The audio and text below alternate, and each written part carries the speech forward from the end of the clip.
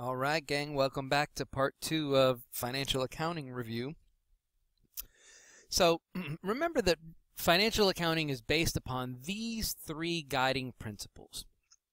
The first is the revenue recognition principle, which simply states that a company must recognize revenue when it is earned. Proceeds really don't need to be in cash, and cash is almost irrelevant when we are talking about when to recognize revenue. All we ask is, has the company earned revenue? Doesn't matter if it's been paid or not. If it's earned it, then the company must recognize and record revenue at that time, and not until it has earned it. The expense recognition principle, which is also known as the matching principle for good reason, states that when a company records revenue, it must also record the expenses that help generate that revenue in the same period. Another way to say it is a company must record expenses in the same period as the revenue that the expenses helped generate.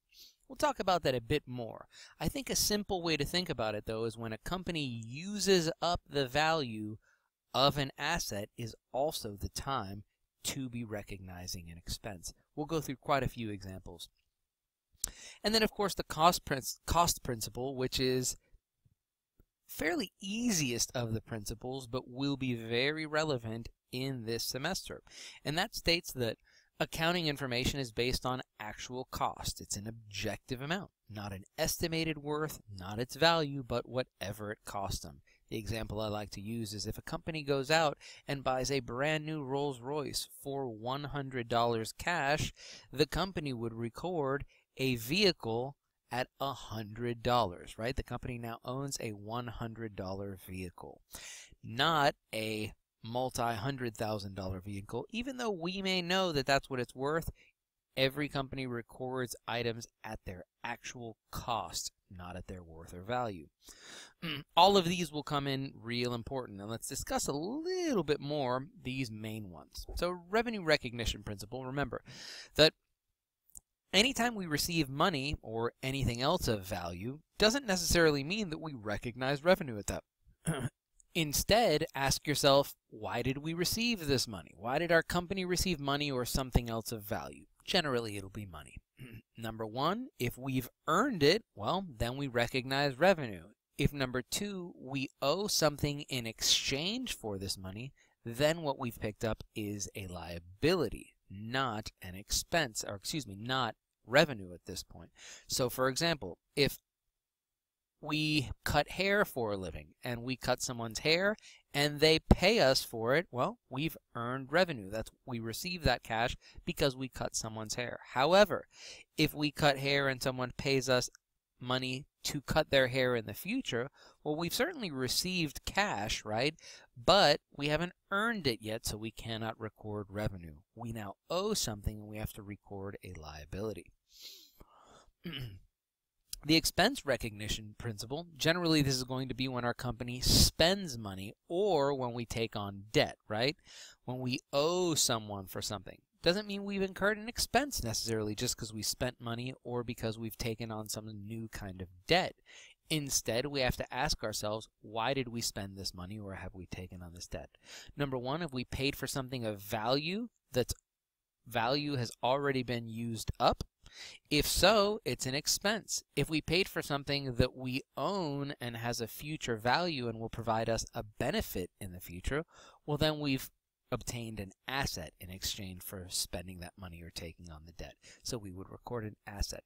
Real important to ask yourself these questions, and these should guide you to the correct answer.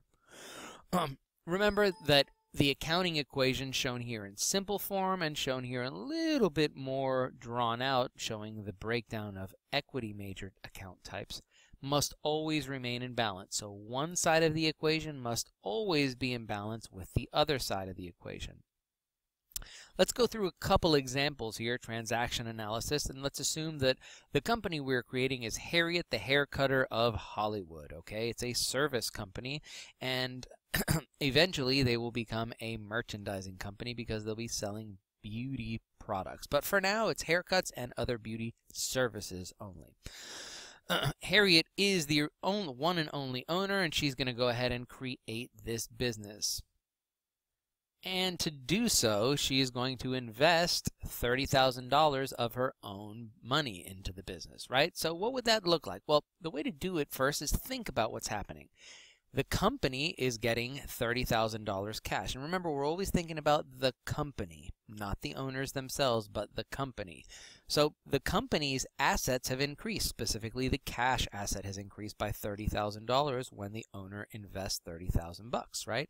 And we now owe the owner $30,000, and that's known as owner capital for their investment, which is an equity account. So an asset has increased by $30,000, which is on one side of the accounting equation, and equity has increased by $30,000. So the accounting equation is in balance, right? After this first transaction when it's created. Next, Harriet the hair cutter, the company, purchases supplies by paying $2,500 cash for those supplies. So what's happening here? Well, these are the accounts that are involved. The cash account is obviously decreasing because the company is paying out $2,500. But what's it getting in exchange? Supplies, which is yet another asset. So one asset is decreasing by $2,500 while another is increasing by $2,500. Notice that there was no expense here, right? The company spent $2,500 but received an asset in exchange. So we just exchanged one asset, cash, for another asset called supplies. We now own the supplies, and they will in theory provide us a benefit in the future by helping us run our haircut business. Harriet the hair cutter, the company, purchases equipment now for $26,000 cash. The accounts involved here, once again, cash is going down by $26,000, and equipment is likewise going up by $26,000. Remember, we don't care what the equipment is worth. We care about what we paid for it, what the cost was, and the cost to us was $26,000. Next, Harriet the hair cutter purchases supplies from Hair Tech for $7,100. So more supplies, right? But we're not spending cash this time, right? Supplies are going up, and instead we got it on account or on credit. That's a liability, right? An account payable has also gone up. So an asset on one side of the equation has gone up by $7,100, and a liability on the other side has gone up by $7,100, but both sides remain in balance now, right? $37,100 total. After every transaction, the accounting equation must remain in balance. This next one, Harriet cuts a customer's hair and immediately receives $4,200 for the cut. Remember, it's Harriet's Haircuts of Hollywood. These are very expensive haircuts. $4,200. So what accounts are involved? Remember, we cut the hair and we immediately receive $4,200 cash. So first, the cash account is involved. Cash is increasing. And why did we get this cash? Remember to ask that question. Do we owe someone the $4,200 in the future, or something equivalent to it in the future? Or did we earn it? In this occasion, we earned it, right? We already cut the person's hair in order to get it, so we'd recognize revenue, which is going to increase equity. And notice this transaction, an asset of cash went up $4,200, and the other side of the equation, equity, went up $4,200. So the accounting remains in balance after this transaction. Our next transaction is, of course, payment of expenses in cash. And Harriet the hair cutter of Hollywood, that's my Triple H there, pays $1,000 rent and $700 in salary to our one and only employee. So what's happened here? Well, cash has gone down by $1,700, right? The $1,000 in rent and the $700 in salary to our employee. And what's gone up? The expenses. And why? Remember, not just because we spent the cash, we got to ask ourselves, what did we get in exchange for that cash? Something that we own and will give us a benefit in the future, like equipment, supplies, or even prepaid expenses? Or is it something that we've already used up? In this example, we've already used up the rent and we've already used up our employees' services. So we would expense them right away, right? And remember that we're expensing them because in theory, that rent helped us generate revenue during this month, if we're talking about 1 month rent. And this salary that we paid our employee also helped us run our business and earn revenues in this month. So we want to match our expenses with the revenues that they helped us generate by recording them in the same period. Hope this is refreshing everyone's memory from Accounting 201. All right, in our next example, Harriet the hair cutter of Hollywood cuts Thelma's hair for $1,900 on account, meaning Thelma owes us $1,900 in the future. That would be, of course, an account receivable, right? An asset. We didn't get cash, but we still have the right to collect that cash in the future. And real important, why did we receive that cash? This is that pivotal question, right? Do we owe Thelma something for that cash, or have we already earned it? And in this case, we earned it. We already cut her hair, and she just hasn't paid us yet. So we've got a receivable coming in from her that we have a legal right to collect, and the reason is because we've earned it. We provided our services already. Next example, Thelma pays the $1,900 that she owed our company for that haircut. Well, let's start with the simple accounts, right? The cash account is going up because we just received $1,900 cash. And what has happened? Why did we receive cash? Do we now owe someone? Did we earn it? Well, we earned it, but we previously earned it, right? We're getting that because she's paying off her accounts receivable, right? What we had before. So all we've done is exchange the account receivable, the promise that we would get the $1,900, for cash, right? The exchange of one asset for another asset. That's all that's happened in this transaction. Now Harriet pays $900 as partial payment for the supplies that we purchased from one of our suppliers, right? We owed Hair Tech previously, and now we're paying down $900. So let's start with the simple one. If we're paying out $900, we know our cash is reducing by $900. And of course, when we owe someone, it's a liability or an account payable. And when we pay it down, of course, that is reduced as well. So on both sides of the accounting equation, an asset has gone down and a liability has gone down by an equal amount. After each one of these transactions, of course, the accounting equation would remain in balance.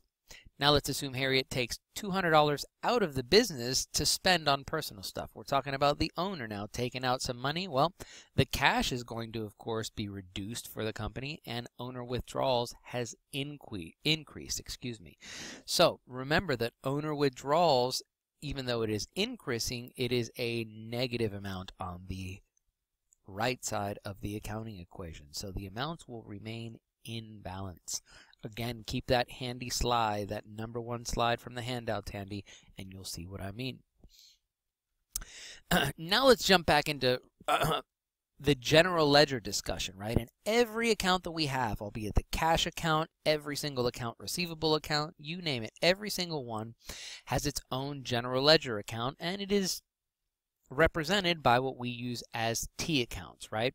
We don't use positives and negatives to show increases and decreases in accounts. What we use are debits and credits to keep things simplified, if you can believe that. Real important to remember that debits go on the left side and credits go on the right side. And I lovingly embarrass myself for every class, and I sing some Beyonce just to help you memorize this fact, right? And the way I do it is because the debits are on the left, and I always like to sing tootie left, to designate that the D's are on the left, right? Debits on the left, credits are on the right. My apologies to you. I hope this helps you memorize that debits are on the left, but you should see that quite a bit more. Remember, this is that slide that we spoke about for handout number 1, right? Each account type has a normal balance in it. Assets are normal debit balance accounts, and there'll be dozens for us, in the real world hundreds or thousands of actual individual general ledger accounts that are asset accounts. Each one of them has a normal debit balance. To show an increase in an asset, you debit it. Or to show an increase in owner withdrawals, you debit it. To show an increase in expenses, you debit it, because they are each normal debit balances. To show a decrease in each account, you basically do the opposite. So if we stay with the assets, which have a normal debit balance, to show a decrease in it, you credit it. To show an increase in it, you debit it. Spend some time with this slide, get to know it intimately. It will help you understand things, I promise. And it looks like we're getting close to the 15-minute mark. We're going to have to make the review of financial accounting 3, maybe 4 videos. I'll see you guys in part 3.